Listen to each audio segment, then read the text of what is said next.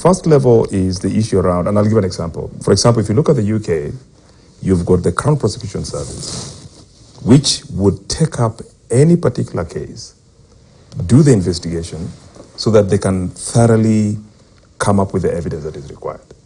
Okay? And the veracity of that investigation will be so thorough so that if a case is brought against a specific public officer, then that public officer can be either prosecuted or there's enough evidence to take that person to court. And in so doing, there is also the issue around the level of resources that are put into those particular institutions. Yes.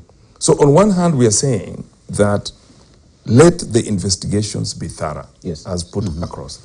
Let the institutions and the agencies work together, come up with very, very conclusive evidence, if it is evidence, so that the case can be prosecuted in the court of law. That increases trust, and if there is anybody who is set free, we know at least there was thorough investigation that was done. This is exactly what happened. So that is the first part. The second part we see here is, and we've talked about it during the break, is we've got to emphasize on the issue around separation of an individual and the office that the person is holding.